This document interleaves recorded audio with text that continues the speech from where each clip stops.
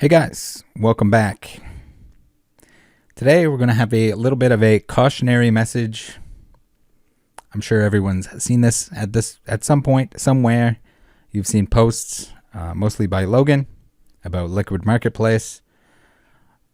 We've done an episode before with Fahim on fractional shares. We've seen just how deceiving they can be. That example being with Otis. If you haven't seen that, I'll put a little up above link, and you can check that out either after this video, or if you'd like to pause this one and check that out beforehand. This is basically everything that I hate, all wrapped into one. Again, as I said in the last video, in the Otis video, it's up to you what you want to do with your money. I'm just going to tell you my opinions on this, on the risks involved, the downsides that I see.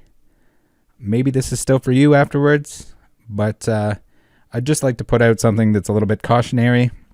I'd like people to be very careful with this and everything else. Some of it can end up pretty bad.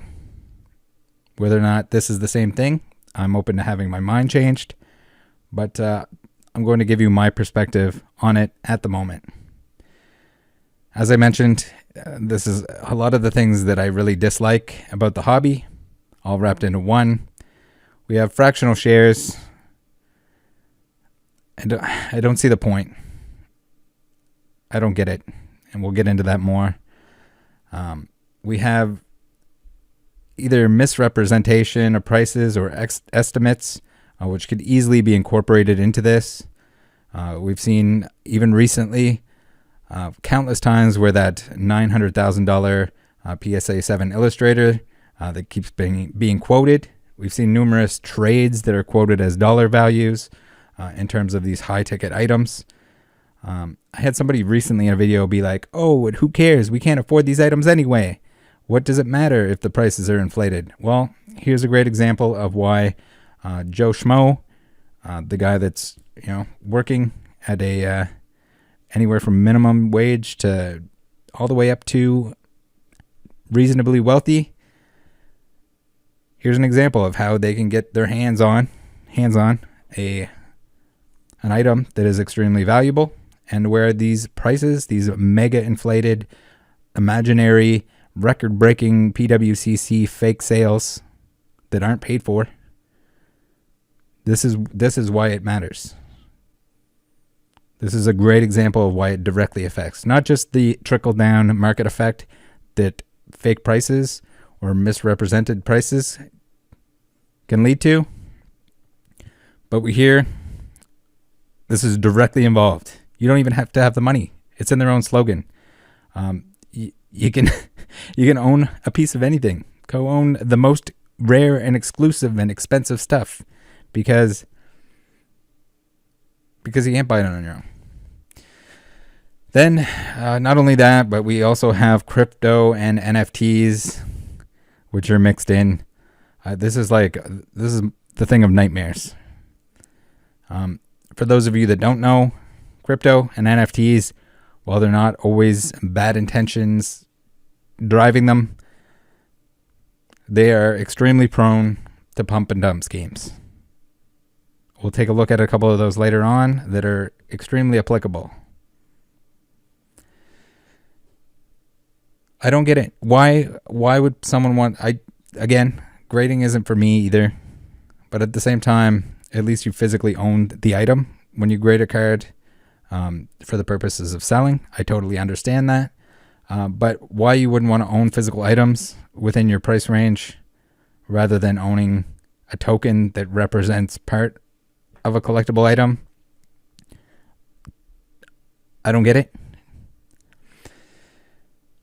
You can't make the same decisions with it because it's not solely yours. You don't get to display it. You don't get to hold it. You have these limitations on selling it. Extreme limitations on selling it, but we'll get into all those details as well. But I guess most of all, with a collectible, even if it tanks, you still have it. So ideally, it's something that you like. Why are you buying things that you don't like? There's no reason to treat it like the stock market. The point of the collectible, or the upside to the collectible, is even if it goes down in value, if it's something that you really love and enjoy, you still have it at the end of the day. If your token goes to 0.000000001 I guess you still have it, but it's a token. So I've said it in the last video, I'll say it again, just buy something cheaper within your budget. If you can't afford an illustrator, don't buy an illustrator. You'll be okay without one. Not everyone can have every card. Buy something within your budget. There's something that you will like if you're into Pokemon cards, if you're into sports cards. There's something that you can buy within your budget. A lot of the stuff that people think is unattainable is very obtainable if you save up. Maybe you build up your collection, you make a big trade at some point. If you spend enough time and put enough into it, you can obtain some very, very valuable cards, regardless of how much your hourly wage is. I don't understand who is going to be impressed with your tokens. I've said this before. You're not going to be able to go to a game store. They're going to have their binder of cards for trade. No one's going to trade you actual items for this. And if they do, there's no way they're going to at the same rate. They'll probably laugh at you. I'd be very, very surprised if anyone that has spent a lot of time in Pokemon or sports even touches this stuff. So keep an eye on what they're doing. And keep in mind that if somebody is getting paid tokens, yeah, they're probably going to promote it. It's like a lot of stuff. A lot of things. Make sure you look into that. Is somebody promoting this for a good reason? Are they promoting it because they like it? Or are they promoting it because they're getting free shit? On the platform here, like most of the other fractional share nonsense, you don't get to set the price. They make the price. They price the items that are submit. Many of those items they own themselves. It's a little bit of a conflict of interest there. They say that they're estimates made by professionals. Are these third-party professionals? I don't know if you guys have noticed, but PSA has already changed the value of the regraded PSA 10 Illustrator to $6 million. It wasn't even the amount that was paid for it, and it's the only one, so you would think that the value would be set at the 5.275 million, not 6, but they marked it as 6. They're happy as a pig in shit because they're getting free promotion from Logan wearing the PSA 10 to WrestleMania. So keep that in mind too. Keep in mind that they graded that card in the $5 tier, bulk tier. So the person that put that in the case valued that card at less than $100 at the time, 2013, back when PSA didn't give a shit about Pokemon.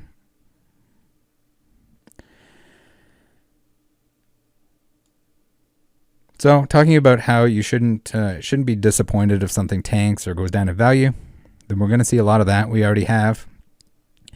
You shouldn't invest in things that you don't know about. So in collectibles, if you're into Pokemon, you're going to know more about Pokemon, and you're less likely to be upset when your Pokemon goes, down in value, and oh crap, now I have some Pokemon cards that I have to keep and enjoy. There's really no reason to treat collectibles like the stock market. It's a separate thing. If you want to do the stock market thing, there's the stock market. Yes, there's some bad things that happen in the stock market, but at least there are some regulations in place When you're dealing with crypto NFT 69 fractional shares, there's much less in place. As we've seen with the pump and dumps, there's a lot of people that get screwed over because there's no regulation on it, or there's not enough regulation on it. And there probably will be eventually. So back to Otis, where you don't own a piece of the items, you own a membership. Again, if you need to watch that video, link in the description, and at the start of the video I had it on the screen. With Liquid, you own tokens. Why the tokens are necessary, maybe somebody can elaborate on that. Why you'd need tokens instead of just having, partial ownership and some sort of hold on the funds. Why not just use US dollars rather than tokens? Is there a reason behind that? With Otis as well, we saw that they were not under the Investment Company Act, so you didn't get the protections from that act. With Otis, you had free shares given out. Basically, for promoting it, people were given free shares. I would imagine to the creators that were promoting it, but also free shares to people that were subscribing or signing up. Those free shares hurt the people that actually pay money. So whether it's a promoter that gets a bunch of free shares at the beginning, or free shares as they gradually get leaked in, as they add more and more free shares, the people that are paying for their shares, or their tokens, I guess in the case, with Liquid Marketplace, those are the people that are going to get hurt. And that's without even taking into consideration that someone with a lot of these tokens can yank them all out at once, and then it goes to nothing. And if you're not able to take them out at the same time, or you don't before that a big influx of dump is happening, then you get absolutely boned. So what's not clear with Liquid is whether or not they're giving free or discounted tokens to the directors, to anyone involved, to anyone that's going to be promoting it. There's not really any mention of that. I read through the entirety of the terms and service. Maybe somebody with more legalese can read through that and pick apart more things than I can, but we are going to get to that eventually. We got to remember, with multiple fractional share companies popping up, if any of them, which ones will be around, especially when the market cools off. So like a lot of these apps to track your collection, it's exciting to, you open the app up and it's like, you made money today. Your collectible investment is up this much. But are people going to be singing the same tune when it goes down as it's going down now? What happens if Otis or Liquid, what happens if they go bankrupt? What happens if the item is stolen? What happens if the item is damaged? What happens if the item is counterfeit? Can you imagine people buying tokens for a fractionalized share of the BBCE wrapped first edition base case? What happens then? Is it just, it's forever tokenized? Maybe it's stuck forever.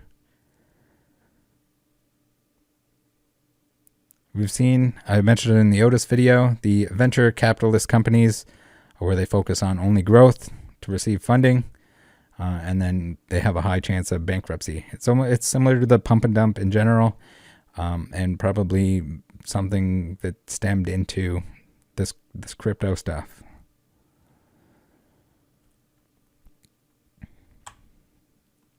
So there is risk of owning collectibles. You have theft, natural disasters, climate control. There's no mention of insurance on here, at least from my first read through. Not only are you banking on the success of the collectible, but also the company selling the token shares. And it doesn't really provide you any additional benefit. Like what makes you think that the percentage increase on something like that is going to be more than a percentage increase on something smaller that you can actually afford yourself?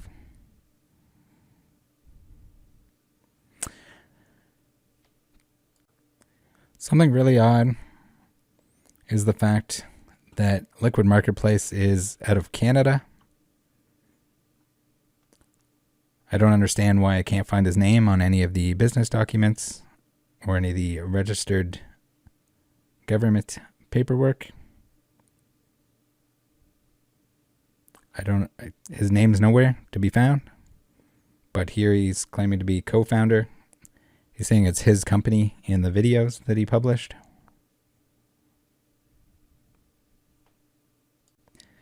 So we're not going to go too much into detail on this, but one of the projects that Logan had, Dink Doink, it was a little bit of a pump and dump, at least from what it looks like. I think there are some very good videos on this by both CoffeeZilla and iDubbbz. iDubbbz one being a little bit over the top.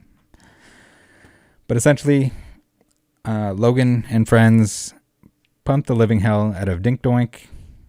The CEO of Dink Doink, or opposing CEO of Dink Doink, was on a podcast and mentioned the fact that Logan was the creator, or it was his idea for the character and everything else.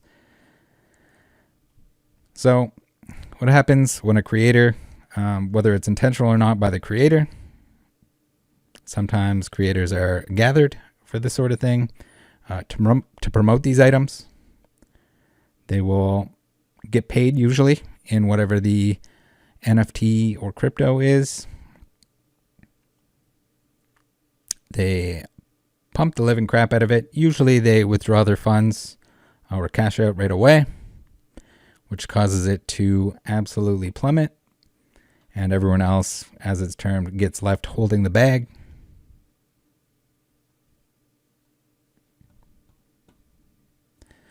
So here we can see Dink Doink pretty much worth nothing. So everyone that didn't get out before the giant cash out got boned. Not saying Liquid Marketplace is the same thing as that example or this one, CryptoZoo, but it might be. We have CryptoZoo here. They took, I think people found out they took stock images of animals, mashed them together with Photoshop, and called it CryptoZoo. I think it wasn't even completed. I'm not sure exactly, but if you guys want to guess on how that went, how the curve looks on that, we'll take a look right now. Wowee, same thing. Pumped and dumped. So, as the influencer or influencers promote something, yeah, it's going to do well. But all these people holding huge shares, if they all leave at the same time at any given point, then everyone else that contributed, namely Logan's fans, they get screwed over. So what happens if the tokens end up worth nothing? So there's a lot of bad things that can happen.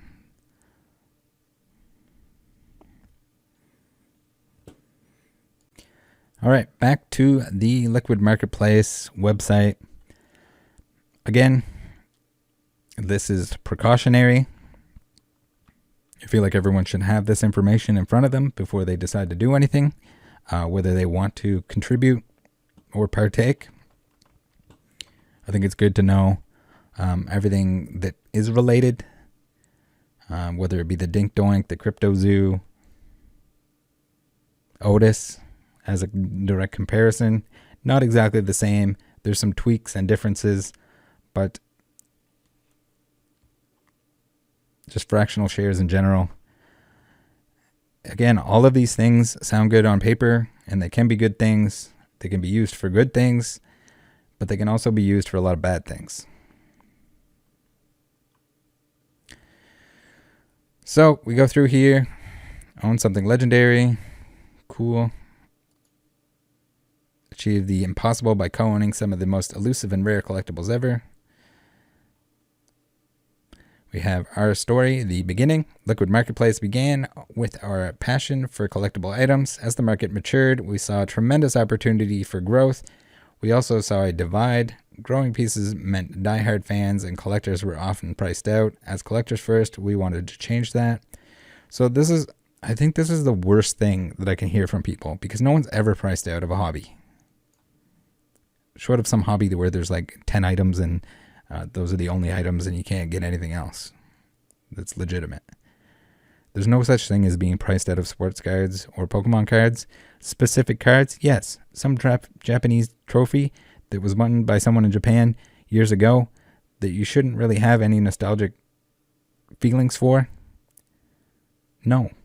If you ever get to that point where you can afford it, sure. If that's your new chase, there are so many cards that are inexpensive that anyone can collect. Whether it's sports cards, like sports cards. Who cares if you have the numbered version?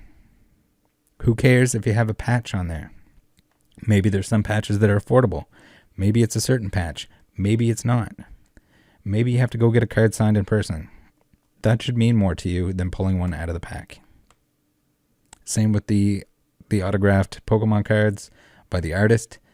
It would mean a lot more to me to have one signed by the actual artist than to get one in a pack. I hope Pokemon never does that, but if they ever did, that's my feeling on it. I would never want to see that. I don't think it needs to happen. The vision. We want to make high-value collectibles accessible to anyone interested in building their collection, to create a level playing field where those who truly appreciate these unique items can own something legendary. So, collection is, I think that is contrary to what we're seeing here. A partial share of something is almost certainly not someone that's collecting. If you consider this part of a collection more so than just buying physical cards, then you're lying to yourself, and you're lying to me, and you're lying to everyone else. The move. We created a large-scale platform where people can buy and sell portions of rare collectibles in real time via digitized tokens. You're not buying shares. When you purchased a tokenized portion of a collectible on Liquid Marketplace, you become a genuine co-owner of the collectible. Okay. But why does it need to be a tokenized portion? Why can't it just be a portion? The experience. Above all else, we want Liquid Marketplace to be a fun and exciting experience, a place where collectors can make... Again, it always refers back to collectors. It's like the people that are in denial that are just flipping and not actually collecting anything. Make a once-in-a-lifetime finds, own a piece of history, and buy, sell, and trade their way to the ultimate collection. Again, not the ultimate collection. You can have a physical collection rather than these items, which is just throwing more things in the way. So we have the how it works here. This looks eerily similar to the Dink Doink roadmap of things that were being unlocked. I didn't look hard enough to find it, but it's been featured in the many videos that were criticizing Dink Doink. Evaluate. Liquid Marketplace authenticates and appraises collectibles. We store the items in a secure physical vault. So, who's doing the authentication? Should we trust it? That's the thing with the eBay vault, with the PWCC vault. The vault is scary. If you start putting items in there that are not verified properly, aka booster boxes, vintage booster boxes, booster cases of G.I. Joe cards, how long is it in that vault before, someone actually discovers that it's not a real item?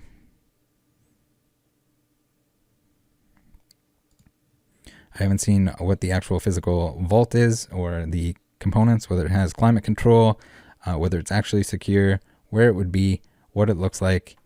You would need something insane if you have high-end stuff in there. Maybe they're borrowing someone else's vault. Who knows? Tokenized. Tokens are listed at 0.1 USD each on our offerings page. Collections can buy tokens on a first-come, first-served basis. Collectors can buy tokens on a first-come, first-served basis. So again, how many free tokens were given out? How many discounted tokens were given out? Are there tokens that just exist already prior to anyone buying any? Marketplace. After the offering sells out, collectibles move to our secondary market. Collectors can buy and sell tokens here on our real-time exchange.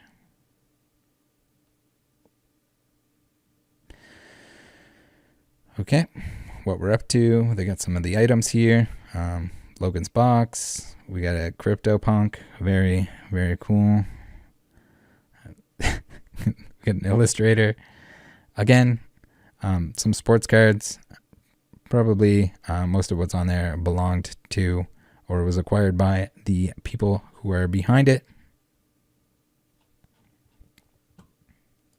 We're going to first quickly scroll through the terms of use.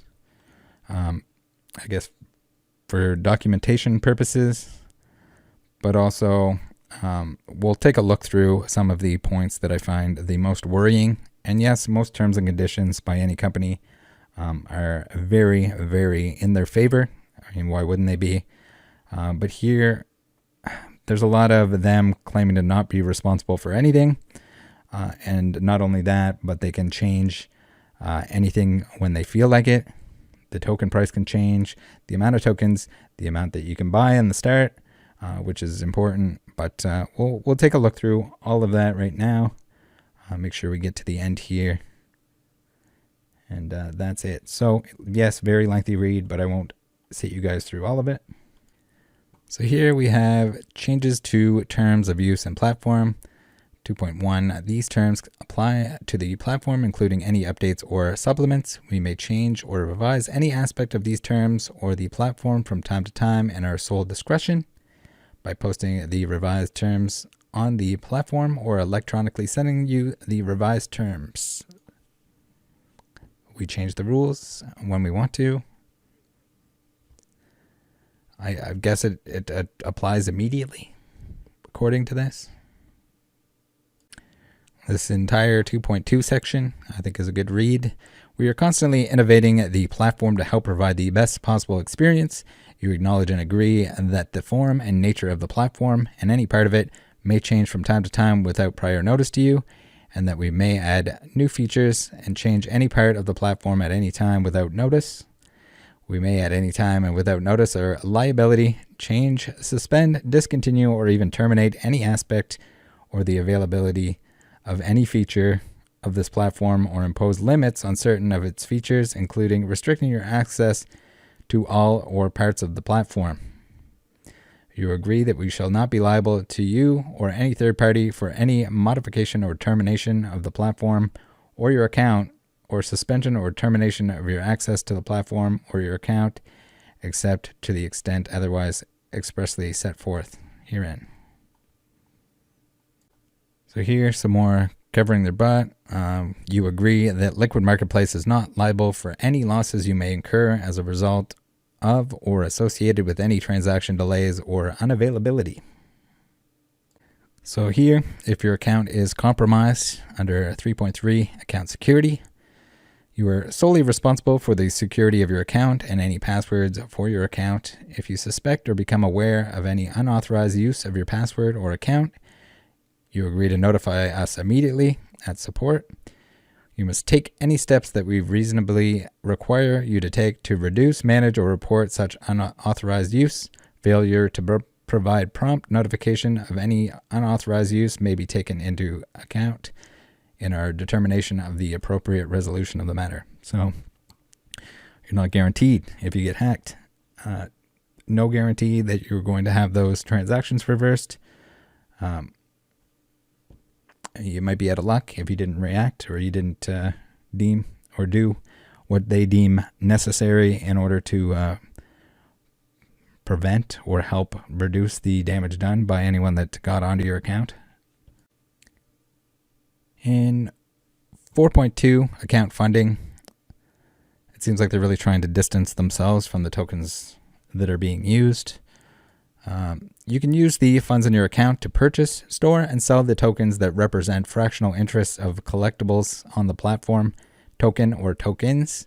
At no time will Liquid Marketplace be the owner of any funds or tokens in your account, and you acknowledge and agree that Liquid Marketplace is not holding your funds or tokens, whereas your trustee or otherwise, and is not acting as your broker, intermediary, agent, trustee, advisor, or in any fiduciary capacity. You agree and understand that Liquid Marketplace, I don't know if that's supposed to be capacity. You agree and understand that Liquid Marketplace does not own any of the tokens, transactions, or other details related to your account, and that Liquid Marketplace's role is only as facilitator to send, withdraw, and transfer instructions on your behalf in connection with your trading activities on the platform. Here in 4.3, we have user authorizations, so they can access your stuff, they can transfer funds, they can manage your account balance, freeze if they need to, and use your data. 4.4 here is probably a pretty important one. You may initiate a transfer of funds from your account to an external account from time to time by submitting the relevant instruction through the platform in accordance with the instructions on the platform or such other method that Liquid Marketplace may prescribe, and confirming your instruction through the method that Liquid Marketplace may prescribe to withdraw such funds. Why does it sound so difficult to withdraw your funds? You agree and acknowledge that any request for a withdrawal of funds will only be effected after such time as Liquid Marketplace and or the relevant third-party service providers may require to conduct the necessary verification and reconciliation procedures, and we reserve the right to refuse a withdrawal initiated within 72 hours of a deposit of funds, and to suspend an account where we have reasonable grounds to believe that such withdrawal or other account activity is not in compliance with applicable law or regulation or would otherwise cause Liquid Marketplace to fail to comply with applicable law or regulation.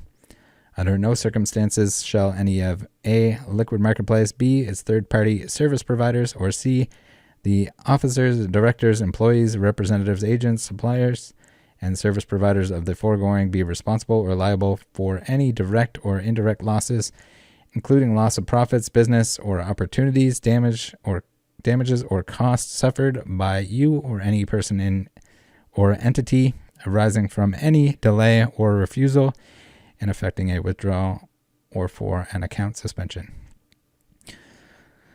So all kinds of little stipulations and stuff that you can run into here. I totally understand with the law enforcement kind of thing. If people are using it to launder money, sure. If it's a certain dollar value and it needs to be approved or submit through the government, that makes sense. But that should basically be the only means by which they prevent that sort of thing. So here, I guess we'll go through the 5.1 transacting on the platform. The platform allows, or in the future may allow, so it's not done yet, you to purchase, collect, and showcase tokens representing a fractional interest in an underlying collectible. Each token is created as an ERC20 token on the Ethereum blockchain, stored in a digital wallet maintained by a third-party service provider. So again, it's not them, it's someone else. You're just, Liquid Marketplace is not responsible for the tokens themselves and recorded on the platform. When you transact on the platform, we facilitate your requested transaction between you and one or more other platform users.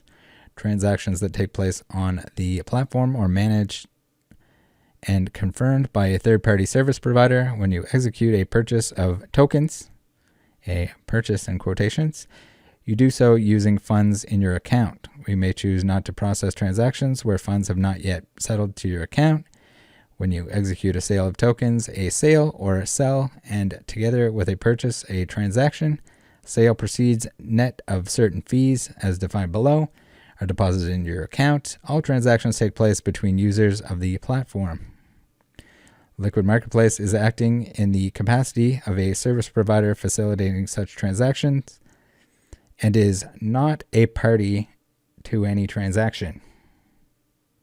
Again, kind of removing themselves from the transaction itself. They're just helping facilitate those transactions, which seems very unnecessary. All transactions on the platform are executed automatically based on your order instructions. You are solely responsible for determining whether any purchase, collecting strategy, or related transaction is appropriate for you. Again, this is on you guys. You should consult your legal or tax professional regarding your specific situation. We may provide informational resources about collectibles. Yeah, well, you know what? That's the same as auction houses when they provide resources and information. They hype it up to the max because they're in essence selling it. You're selling it.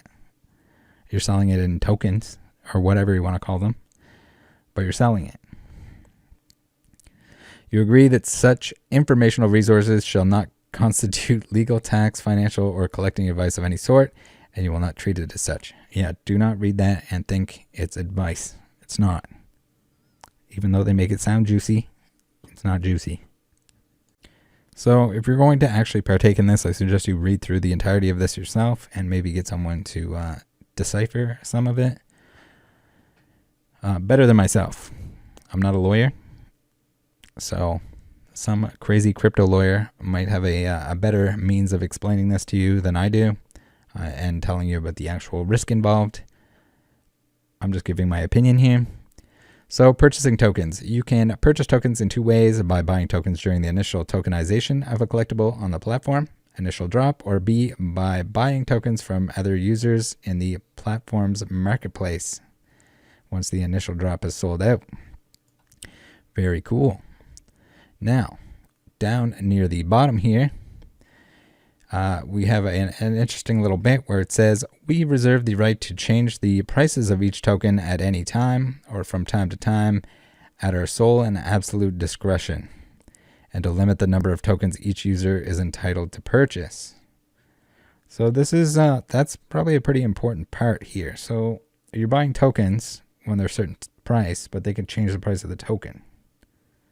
You don't change the price of the dollar, but they can change the price of the token. Does the price of the token depend on how much money is in the company? So if a bunch of people cash out their tokens, does that make the tokens worth less? Also, to limit the number of tokens each user is entitled to purchase is a little bit weird because, as we'll see later on, you require, in order to own any of the items, you have to own at least 80% of the tokens. So if they limit your tokens, you can never buy the item. Or maybe this is just on the initial purchase. But that's the thing too. So if they are giving out tokens to anyone and you can't hit that 80% that you need to hit before you can do a buyout, no one can ever buy it. So if they give out 21% of the tokens on each drop, how do you ever buy any of the items? You can't. You can never buy out because they can just deny it. So then the item is just in limbo, and how long before everyone gives up and no one ever buys anything, or no one can ever buy anything? We strongly encourage you not to purchase tokens other than as part of an initial drop or on the platform. If you decide to purchase or sell tokens in any other way, you understand that such transactions will be entirely at your own risk. So I get that that has to be at your own risk, but at the same time, if you're trading your tokens or someone's trading tokens outside the platform, because chances are at some point, if you're a collector, maybe you go to the game store and you want to trade for a real card and you're trading tokens. This is pretty much saying you can get screwed by trading for tokens outside of the platform. So now your tokens are only good for items on the platform, essentially. So here we have a couple more, I guess, stipulations. Reversals and cancellations. You can't cancel, reverse, or change any transaction that is complete. Then you have financial transactions on the platform. You have to use the ones on the platform. And then we have risk of loss, which I think we should go through the entirety of that.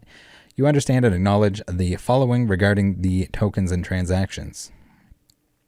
The value of tokens can go up or down, and there is substantial risk that you could lose money trading or holding tokens.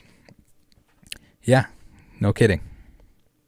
You would think that the token would always stay the same price, but maybe they're adjusting the price of the collectible. Maybe the token itself just goes up and down, which is scary because you could all of a sudden have less of a percentage of an item if they don't change the price of the item.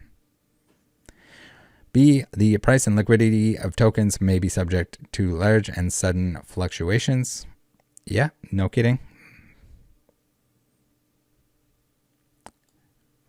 I don't know if that's is B in reference to like people mass selling off all at once.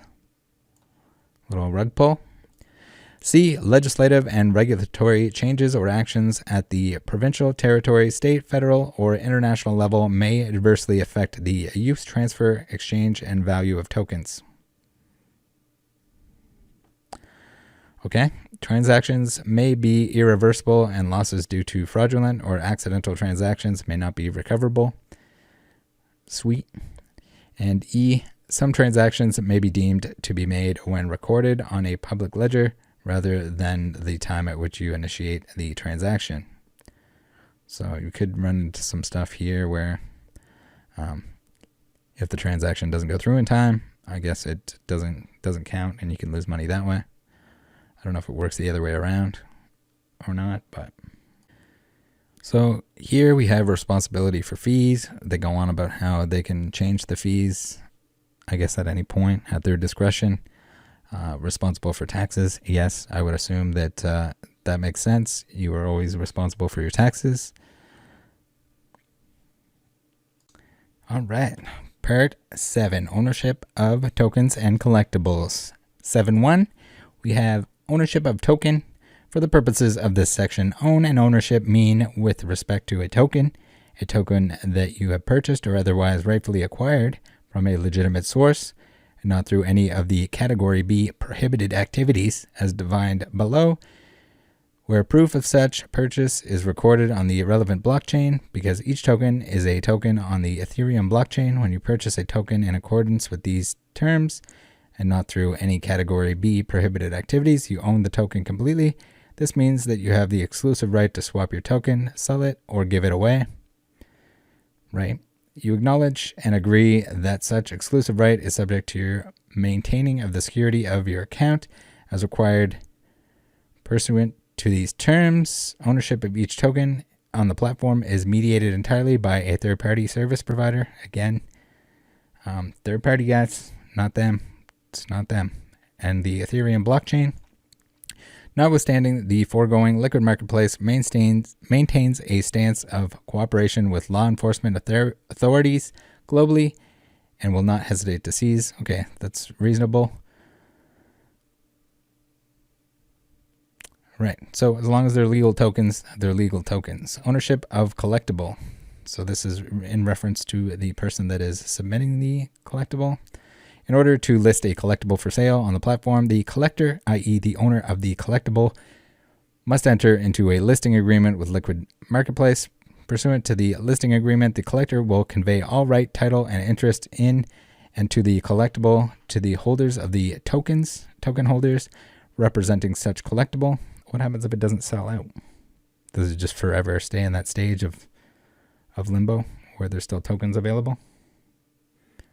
I don't think it gets into that anywhere. The collectible will be held in a secure third-party vault in the name of a wholly owned subsidiary of Liquid Marketplace, the custodian. Pursuant to a custody agreement entered into between the collector and the custodian. By agreeing to these terms, each user agrees that upon purchase of a token representing a proprietary interest in a particular collectible, the user shall be deemed to have entered into the respective custody agreement for that collectible as a token holder. Great. So here, 7.3, pursuant to the custody agreement, neither the collector nor an individual token holder will have the right to take possession of the collectible or direct the custodian in any manner whatsoever unless an individual acquires sole ownership of the tokens associated with a collectible,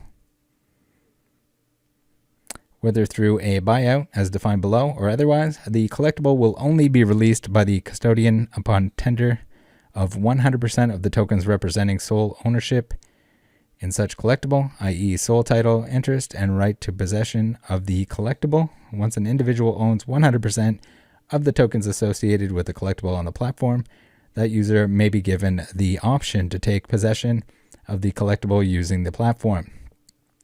If the user chooses to take possession of the collectible, we may charge additional fees in connection with taking possession, including processing and networking fees or network fees, and will coordinate with the user directly to address the process for retrieval of the collectible.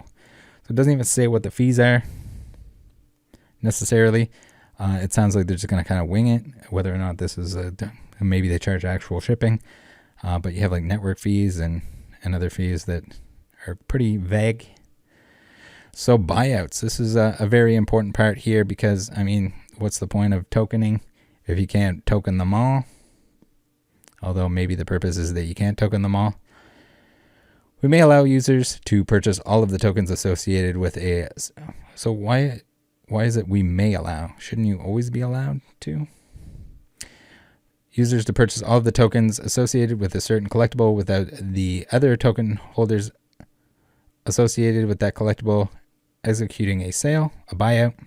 A buyout can only be exercised by a user who first acquires the minimum number of tokens associated with a collectible that Liquid Marketplace may establish from time to time. Why is it not just a set number? You're just going to reestablish it? So there's a lot of goalposts that are constantly moving or constantly could move if they want them to. The buyout threshold, the sale price under any such buyout will include a premium over the market price of the tokens associated with such collectible. Awesome. You get to pay extra on something that's probably already valued above what it should be. The buyout premium, with payment of the sale price being made pro rata to token holders being purchased in the buyout. Additional fees may apply to buyout transactions. Lots of fees, guys. And that's the thing too. How many people are buying partial shares of something that they intend on buying out? This isn't for those people. Those people just buy the actual item. How is it going to... It's going to be even more difficult for you to acquire any of these really large value items on here than it would be to just buy the actual item. So maybe some of these items are in limbo. Once your ownership of tokens associated with a collectible meets or exceed the buyout threshold, you may request a buyout through the platform. So you get to request it. Not only can you meet the threshold, but you can request one. In order for the buyout to be accepted, 80% of the tokens associated with that collectible, including the tokens owned by you, must be voted in favor of the buyout offer within a 72-hour period. In the event that 80% or more of the tokens associated with the collectible vote in favor of the buyout offer, the remaining tokens will automatically be tendered as part of the buyout. So here's where you run into the issue that if they're giving out 21% even of the tokens, or if they're able to buy, if someone's able to buy 21%, then you can never buy out the item because you'll never hit that number. You'll never hit 80%. I mean, that number 80% can change apparently, but as it stands, I mean, the people making the rules can just change that to whatever they need it to be. What if 20% of the item is given out in free tokens to begin with to influencers or themselves or someone else? There's nothing indicating that people are getting or not getting tokens to begin with. If you're competing against people that have discounted tokens versus your tokens, then you're paying more than they are. As noted in section 7.2 above, once you own 100% of the tokens associated with a collectible, you may request the repossession of such collectible from third-party custodian, subject to the payment of associated fees and costs.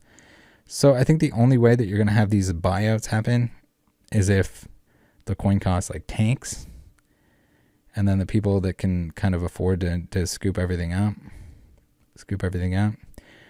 There's a lot of scenarios. There's probably people that can analyze this far better than I can. But again, this is my opinion on it. For the purposes of buyouts, market price shall mean the higher of the 24-hour high price on the platform, 30-day volume weighted average price on the platform, and 3, the 90-day VWAP on the platform. You understand and agree that where enabled on the platform and our sole discretion, buyouts may allow your tokens to be purchased from you by another user at the price determined by the buyout premium, and that such buyouts may occur without you executing a sale. So I think even a lot of the people are going to have even less control over this than I thought. With the buyouts, with the token changing value, you could be out money and you don't even touch anything. Not even just because the item drops, but if the token price drops, when you bought tokens, then you get bought out automatically, then you get less money back. I don't know, why would anyone want to do that over just speculating and buying something they like?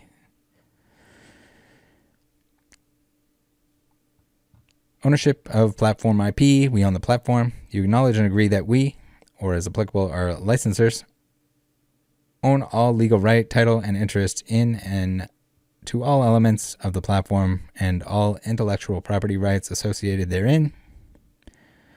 Design, yeah. Limited user license, sweet. Further user ownership acknowledgements. So there's a lot to do with them saying basically you can't look into anything on that, you can't reverse engineer anything or use any other stuff. User feedback, we don't care. Conditions of use and prohibited activities. So user warranties, you agree that you are responsible for your own conduct while accessing or using the platform and for any consequences thereof. You agree to use the platform only for purposes that are legal, proper, and in accordance with these terms and any applicable laws or regulations. So terms, yes. Laws, yes. So like, that's the thing. If you can change the terms at any point, what says you can't just close someone's account and they get screwed over? Without limiting the foregoing, you warrant and agree that your use of the platform will not allow any third party to in any manner. So I don't understand this stuff here. Maybe this is a future thing where the platform you can send, upload, distribute unlawful, defamatory, harassing, abusive, fraudulent, obscene, pornographic, or otherwise objectionable content. Maybe there's a chat or something and you could do it there. Involve the distribution of any viruses, etc. Posting, transmitting, making available through the platform any content that infringes on intellectual property rights of any party. So a lot of like weird stipulations that can get you banned, I guess. Here's the reverse engineering that they don't like. Involve attempting to probe, scan, or test the vulnerability of a system or network, or to breach security or authentication measures without proper authorization. No database scraping. Apparently, I don't know what laws actually are in place in terms of what you're allowed to do and not do in terms of database scraping. I'm not a hacker. Maybe we can ask a certain one from Liverpool what his thoughts are.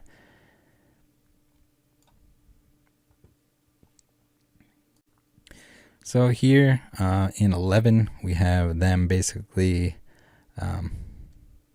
To the fullest extent permitted by applicable law, you agree to indemnify and hold Liquid Marketplace, its affiliates, and its service providers, and each of its or their respective officers, directors, agents, joint venturers, employees, and representatives harmless from and against any claim, action, or demand, including attorneys and accounting fees, and any fines, fees, penalties imposed by any regulatory authority.